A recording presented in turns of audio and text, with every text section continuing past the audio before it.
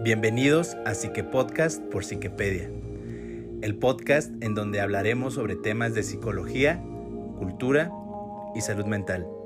Acompáñanos.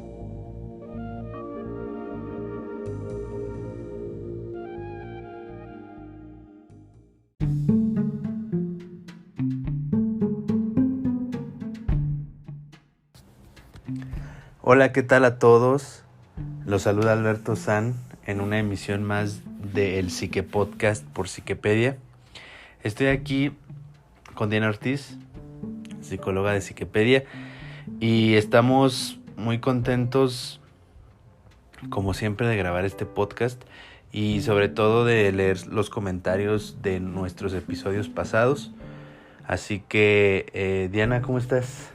Bien, gracias. Cuéntanos, ¿cuál va a ser el tema de este Psique Podcast? Bueno, vamos a estrenar en este episodio una nueva sección que se llama Estudio de Caso. Básicamente lo que vamos a hacer aquí es eso, presentar estudios de caso en psicología que han sido catalogados como clásicos o muy sonados por lo impactantes y relevantes y el aporte que dieron a la psicología. Ok, bueno, pues ya lo oyeron, estamos por empezar. Agarren su botana, comenzamos. Adelante, Diana. Bueno, gracias, Alberto. Bueno, como les mencionaba, estrenamos en este momento y vamos a hablar sobre el estudio de caso de David Reimer. Primero vamos a definir qué es un estudio de caso.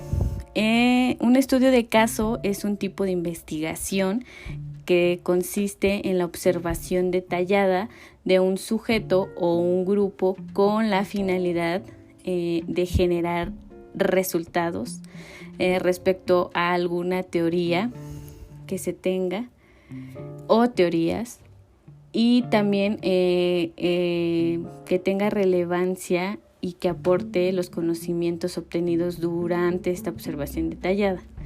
Se puede realizar en numerosos campos. En este caso nos vamos a enfocar obviamente al área de psicología, y los estudios de caso forman parte de la investigación cualitativa, es decir, aquella investigación que se centra en estudiar un fenómeno en profundidad y no simplemente guiarnos por las estadísticas que existen para llegar a conclusiones generales. Como les mencionaba, dentro de la psicología hay casos que son catalogados como clásicos o muy sonados, muy famosos, que nosotros, quienes ya tenemos la formación en psicología o algún área de la salud mental, tal vez vimos durante la carrera, y quienes la están empezando, pues probablemente los van a escuchar o los van a ver dentro de sus materias. Estos casos pues han ayudado a generar conocimiento en cuanto a la conducta humana, el cerebro, métodos de investigación, etc. O sea, es muy amplio en lo que han podido colaborar y por qué se siguen presentando y se siguen viendo. Así que, como les decía, vamos a hablar de David Reimer. Nació el 22 de agosto de 1965 como Bruce Reimer en Manitoba, Canadá. Era hermano idéntico, eran gemelos idénticos de Brian, es decir, era Brian y Bruce. A ambos se les diagnosticó fimiosis. Esta es una condición o una patología que se caracteriza porque dificulta el desarrollo de los genitales masculinos. Esto se les diagnosticó a los 6 meses de nacidos, por lo que a sus 8 meses fueron circuncidados, y el urólogo que los estaba atendiendo les realizó una operación utilizando un método de cauterización poco usado en ese momento, y lamentablemente generó, o este método generó que quemara los órganos genitales de Bruce, únicamente los de él. Debido a esto, sus padres Janet y Ron Reimer se preocuparon de que Bruce no fuera feliz ni que pudiera llevar una vida sexual normal. Así que decidieron consultar con el doctor John Money en el hospital de Baltimore. Money era en ese momento un psicólogo conocido por sus trabajos sobre los roles de género y el desarrollo sexual, e impulsaba la teoría de la neutralidad de género, es decir, sostenía que la identidad de género se construía desde la infancia y por aprendizaje social.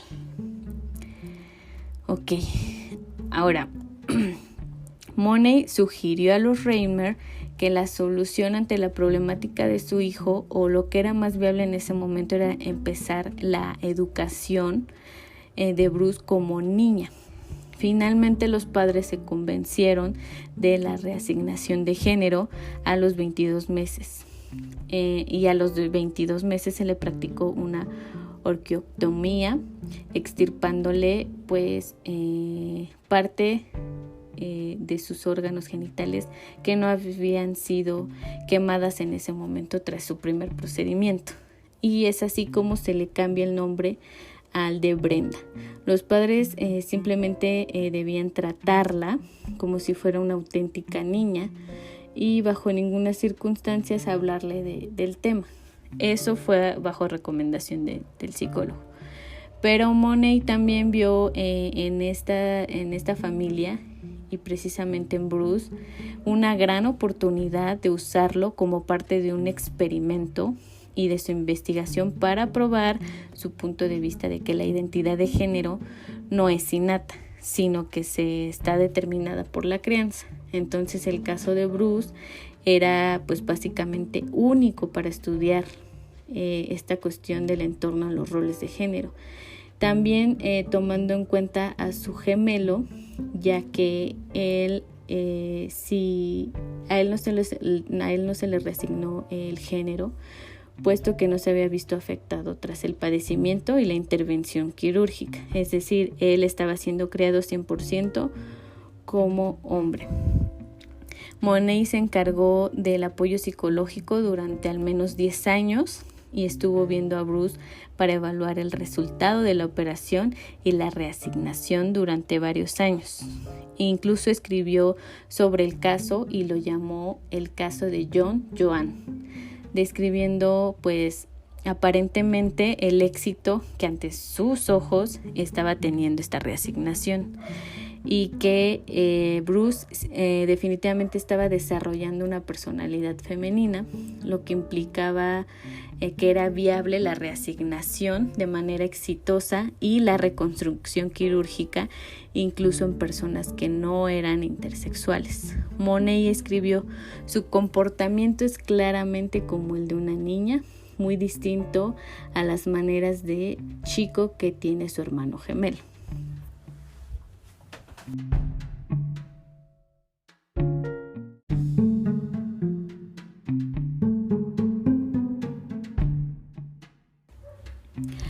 El estudio de Money fue trascendental y se volvió famoso, tuvo buen recibimiento en su época, puesto que suponía la demostración empírica de la determinación cultural en la sexualidad.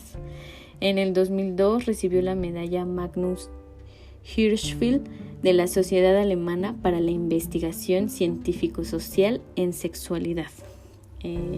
Se menciona que las visitas de control que hacía Bruce con él eran más traumáticas que terapéuticas. Durante su adolescencia le suministraron estrógenos para provocar el crecimiento de los pechos. Cuando el doctor Money intentó convencer a sus papás para implantarle en él genitales femeninos mediante cirugía, la familia fue cuando ya no accedió y abandonó las visitas de control. Y al dejar de realizar estas visitas periódicas, Money dejó de publicar sobre el caso, pero jamás reconoció que su experimento había fracasado. Ante sus ojos había sido exitoso. Simplemente que no se concluyó porque los padres ya no accedieron a seguir la reasignación como él la estaba indicando. A los 13 años, Bruce empezó a sufrir depresión y llegó a comentarles a sus padres que se iba a quitar la vida si los seguían obligando a ver al Dr. Money.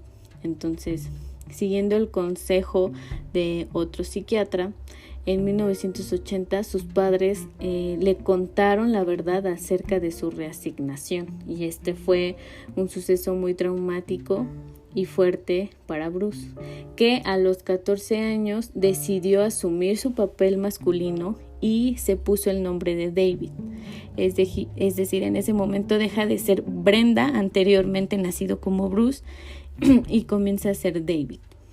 En 1997, Reimer se había sometido a un tratamiento para revertir la reasignación a la que había sido sometido, que incluía inyecciones de testosterona, una mastectomía doble y 2 operaciones de faloplastía.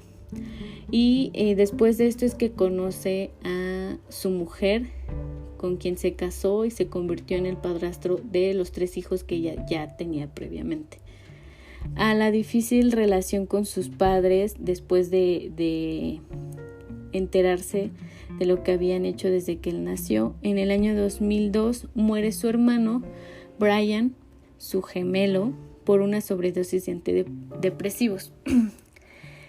Su hermano había padecido depresión y se comenta que fue derivada o a causa en gran parte porque él sentía mucha culpa de haber salido intacto, es decir, de haber conservado sus genitales y haber sido criado como hombre, y su hermano no.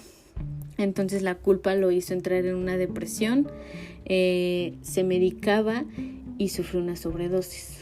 Ahora, a esto se le suma el desempleo por el que estaba pasando David, que su esposa Janet le pide el divorcio, y esto hace que el 5 de mayo, después de verificar que su esposa no estuviera en la casa ni sus hijos, tome un arma y se vaya a un lugar alejado, estacione el auto y termine suicidándose de un disparo en la cabeza. El 5 de mayo es cuando la policía le da la noticia a Janet, informándole del suicidio de su esposo. El padre de Reimer también a causa de toda la culpa que sentía por todo el proceso que hizo pasar a David, comenzó a caer en el alcoholismo y tras varios remordimientos que él pudo expresar, también terminó suicidándose. Ahora, su caso obtuvo repercusión internacional en 1997, cuando contó su historia a Milton Damon, un sexólogo que le convenció para que le dejara contar su historia y así evitar que se repitieran casos como el suyo. Milton constató que Reimer nunca se identificó como una mujer y que empezó a vivir como un hombre a la edad de los 15 años. Publicaron un libro y Milton le dio cierto porcentaje a David de las ganancias del libro, pero esto no le colaboró mucho ante el desempleo, las problemáticas personales que él tenía, que derivaron en lo que les comenté, en su suicidio. El libro acabó influyendo en varias prácticas médicas, además de ayudar a comprender mejor la biología del género. Una vez que su caso se conoció, empezó a declinar el número de reasignaciones con cirugías en personas con ciertos padecimientos en los genitales, con malformaciones o que hubieran perdido sus órganos genitales en la infancia debido a algún procedimiento, algún accidente o alguna patología. Su caso constituyó un apoyo para los científicos que pensaban que las hormonas prenatales o las infantiles influyen de manera considerable en la diferenciación del cerebro y la identidad de género. También aparece un escepticismo en cuanto a las reasignaciones, aunque sean en personas intersexuales con deficiencias o insensibles, por ejemplo, a la testosterona. La Sociedad de Intersexuales de Norteamérica se opone, después de la relevancia del caso, a las reasignaciones involuntarias, pues consideran la historia de Reimer como una enseñanza del por qué no se deben modificar los genitales de los menores. Y pues básicamente este estudio de caso puede darnos una idea de lo complejo que es realizar un proceso así, ¿no? Por ejemplo, las reasignaciones de sexo, aun si ya es un proceso complejo, siendo voluntarias, ahora imagínense lo difícil y traumático que puede ser derivado de una que no es voluntaria, ¿no? Entonces las consecuencias pueden ser sumamente graves, ya que, por ejemplo, David tuvo que pasar por procedimientos quirúrgicos pues prácticamente la mitad de su vida, primero para reasignarle su nuevo género y después para él de alguna manera retroceder lo que le habían hecho, ¿no? Y todo por la finalidad de este doctor Money, quien quería comprobar su teoría y su idea.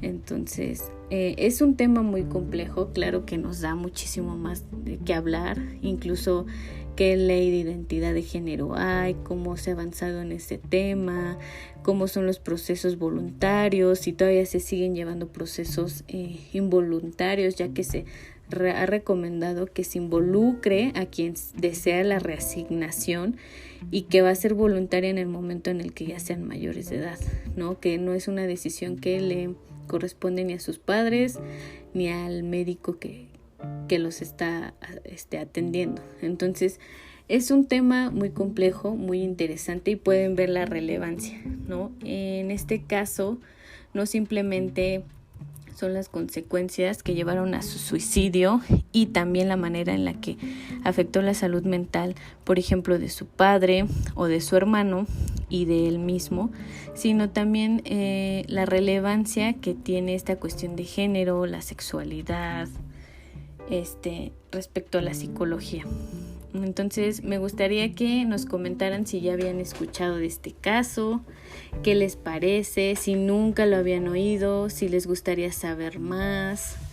Incluso podríamos armar un pequeño debate de esto y también que nos digan qué les pareció esta nueva sesión que estamos inaugurando el día de hoy, que es el estudio de caso. Y pues yo regreso con Alberto. Hola.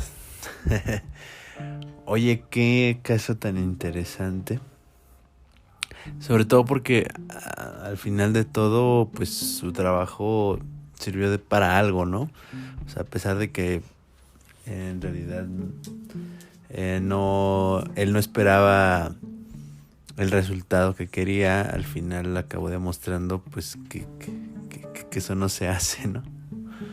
Bueno, sí, más allá de si estuvo bien, si estuvo mal, es este tipo de situaciones y obviamente el enfoque de quien te está haciendo las recomendaciones o te está orientando en este caso, pues que no vislumbraban todas las consecuencias tanto psicológicas como incluso físicas y médicas que conlleva la reasignación por el simple hecho de intentar comprobar una idea o una teoría. Bueno, pues el costo de la ciencia, ¿no? Sí, o sea, es lamentable, hay muchos casos así, incluso sigue habiéndolos y el sentido de eso no solo es para generar leyes, para hacer propuestas, para que se eviten estas situaciones, sino que al final, a pesar de las consecuencias y de lo triste que llega a ser para quienes lo viven, pues nos ha enseñado, ¿no? Para no errar nuevamente. Así es. Pues bueno, amigos, escuchas, vamos a pasar en un momento a las recomendaciones de este Psique Podcast. Van a estar muy buenas, así que les recomiendo que se queden. Y pues bueno, regresamos con más.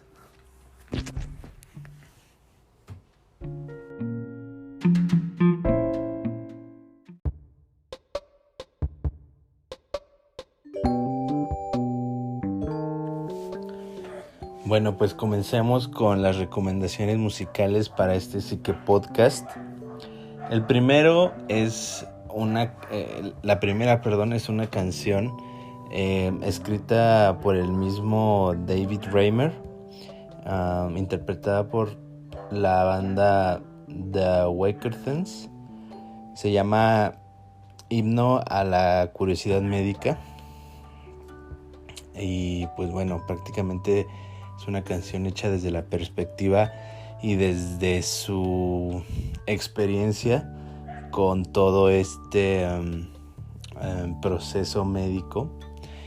Y pues bueno, está disponible en Spotify. Se los vamos a dejar aquí como siempre en la descripción. Y a lo largo de la semana vamos a estarlas poniendo en las Instagram Stories de Psiquepedia, para que se metan y las puedan escuchar. La segunda es... ¿cuál es la segunda? Claro, aquí ya la encontré, es que se me perdió. La segunda es Lógico que salga mal, de la extinta banda Manos de Topo. Ellos eran procedentes de Barcelona y se caracterizaban por tratar siempre temas trágicos relacionados a la salud mental y en algunas ocasiones pues a cosas muy básicas, muy del día a día, como una ruptura amorosa.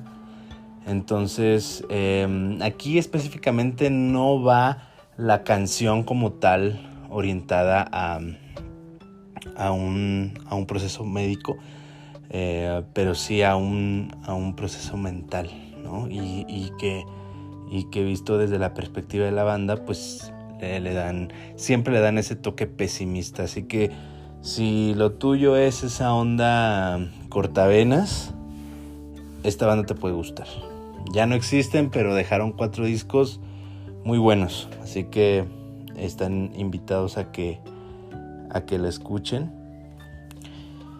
Y bueno, la última es Las Batallas de Café Tacuba. Esta canción también no va específicamente a una cuestión médica, pero sí a un trastorno. Corrígeme, Diana, si está bien dicho. Es sobre las adicciones. Entonces, pues bueno, cantan sobre la prematura iniciación a las drogas de un joven de nombre Carlos. Seguramente si tú eres fan de esta banda, pues te vas a